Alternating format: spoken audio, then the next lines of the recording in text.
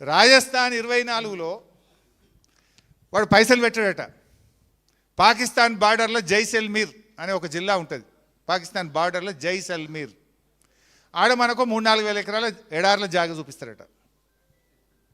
ఆ జాగలో సింగరేణివుడు పోయి ఆడ సోలార్ పవర్ ప్లాంట్ పెడతారట. ఇప్పుడు ఈ నిమిషానికి జైపూర్లో సింగరేణిది సోలార్ ఆఫీస్ నడుస్తుంది. ఆడికి కొంతమంది ఉద్యోగుల్ని పెట్టిండ్రాడ. ఆ జైసల్మీర్లో ఎవడు రాజస్థాన్ వాడు పెట్టలే, భారత ప్రభుత్వం పెట్టలే, ఆ పాకిస్తాన్ బార్డర్లో ఎవడు పెట్టడు. బక్రగాడు తెలంగాణ దొరికింది అనుకున్నారో ఏందో ఈ కాంగ్రెస్ వాళ్ళను.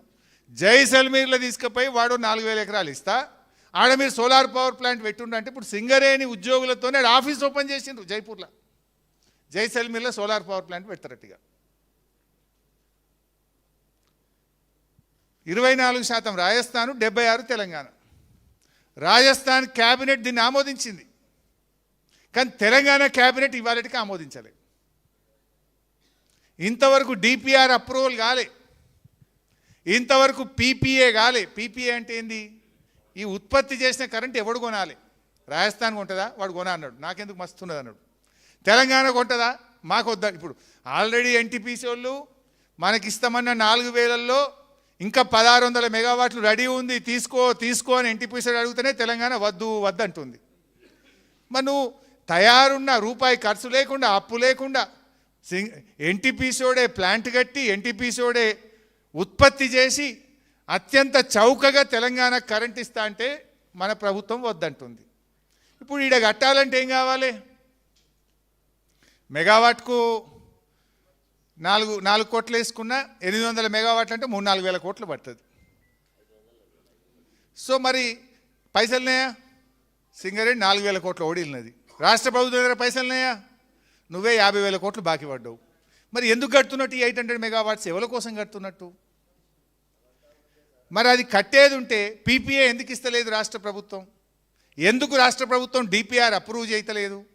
మరి రాష్ట్ర ప్రభుత్వము డిపిఆర్ లేకుండా, రాష్ట్ర ప్రభుత్వం పీపీఏ లేకుండా రాజస్థాన్తో పోయి ఎందుకు జేవీ చేసుకున్నారు? రాజస్థాన్తో జేవీ చేసుకొని జైసల్మీర్లో ఎందుకు ల్యాండ్ తీసుకుంటున్నారు? రాష్ట్ర ప్రభుత్వం అనుమతి లేనిదే జైపూర్లో పోయి మీరు సింగరేణి ఆఫీస్ ఎందుకు ఓపెన్ చేసిండ్రు? అసలు ఏం జరుగుతుంది దీని వెనుక? ఇదంతా బయటకు రావాలి. ఇందులో ఇంకో కోణం ఉన్నది. పీపీఏ లేదు, డిపిఆర్ అప్రూవల్ కాలేదు, ఆల్రెడీ బిహెచ్ఎల్కి ఆర్డర్ ఇచ్చేసిండ్రు. సివిల్ వర్క్లకు టెండర్లు పిలిచిండ్రు, సివిల్ వర్కులు స్టార్ట్ అయినాయి. డిపిఆర్ లేకుండా, పీపీఏ లేకుండా సివిల్ వర్కులు స్టార్ట్ చేయొచ్చునా? ఇప్పుడు ఏమైంది? మధ్యలోకి పోయినరు. బ్యాంక్ లోన్ కావాలంటే ఏం కావాలి? డిపిఆర్ కావాలి. బ్యాంక్ లోన్ కావాలంటే పీపీఏ కావాలి. ఎవడు కొంటాడు ఈ కరెంట్ అనేది? రాష్ట్ర ప్రభుత్వంతో పీపీఏ కావాలి. పీపీఏ లేదు, డిపిఆర్ లేదు, ఎవడు అప్పిత్తలేడు. ఎవడు అప్పియపోయే వరకు సగంలో పనులు ఆగిపోయినాయి. ఈ థర్మల్ ప్లాంట్ ఎట్లుంటుందంటే రోజుకు ₹1,00,00,000 లాస్ అవుతుంది లేట్ అయితే. ఒక రోజు లేట్ అయితే ₹1,00,00,000 దాని రేటు పెరుగుతూ ఉంటుంది. సంవత్సరానికి 365 కోట్లు లాస్ అవుతుంది. ఇప్పటికి ఎన్ని రోజులు అయింది? ఏడాదిని అర్థం నుంచి అది సగంలో ఆగిపోయి ఉన్నది. దానికి ఆఫీసర్లను పెట్టిండ్రు, పనులు స్టార్ట్ చేసిండ్రు, బిహెచ్ఎల్కు ఆర్డర్ ఇచ్చిండ్రు. దానికి నా పీపీఏ లేదు, నా డిపిఆర్ లేదు. ఇప్పుడు ఏడాదిని అర్థం లేట్ అయిందంటే 800 కోట్లు సింగరేణి లాస్ అయినట్టే. 800 కోట్లు సింగరేణి నష్టపోయినట్టే ఈ నిమిషానికి. అంటే ఏంటి? కమిషన్లు. హడావిడిగా కమిషన్ల కోసం ఆర్డర్లు ఇచ్చిండ్రు, టెండర్లు పిలిచిండ్రు, ఉన్న డబ్బులకి వెళ్ళి వాళ్ళకి పేమెంట్ చేసిండ్రు. అందుకే ఫిక్స్డ్ డిపాజిట్లు కరిగిపోతున్నాయి. ఎన్ని సోలార్ పవర్ ప్లాంట్లు పెట్టిండ్రంటే 106 మెగావాట్లకు ఒక టెండర్ పిలిచిండ్రు, 98 మెగావాట్లకు ఒక టెండర్ పిలిచిండ్రు. ఇప్పుడు టెండర్లు పిలిచిండ్రు, సోలార్ ప్లాంట్లు కట్టిండ్రు, అది ఎవడు తీసుకుంటలేడు. సింక్రనైజ్ అవుతలేదు. ఉత్పత్తి చేసిన కరెంటుకు ఎవడు పీపీఏ తీసుకుంటలేదు రాష్ట్ర ప్రభుత్వం. ఎందుకు అంత పిలిచిందంటే దాంట్లో కూడా పెద్ద కథ ఉన్నది, మళ్ళీ డీటెయిల్గా చెప్తే ఎప్పుడన్నా. ఆ సోలార్ టెండర్ల వెనుక జరిగిన అవినీతి ఏంది, ఆ టెండర్ కండిషన్స్ ఎట్లా పెట్టిండ్రు. బయట సోలార్ కరెంట్ కావాలంటే 2.5-3 రూపాయలకు సోలార్ పవర్ ఇలా 1 మెగావాట్ ఉత్పత్తి అవుతుంది. సింగరేణి ఇచ్చిన టెండర్లు ₹4.02, ₹3.90, ₹5 కూడా ఇచ్చారు. ఈ కాంగ్రెస్ గవర్నమెంట్లో. అంటే అది ఎంత భారం పడబోతుంది సింగరేణి మీద. ఎవరి డబ్బులు ఎట్లా ఖర్చు పెడుతున్నారు.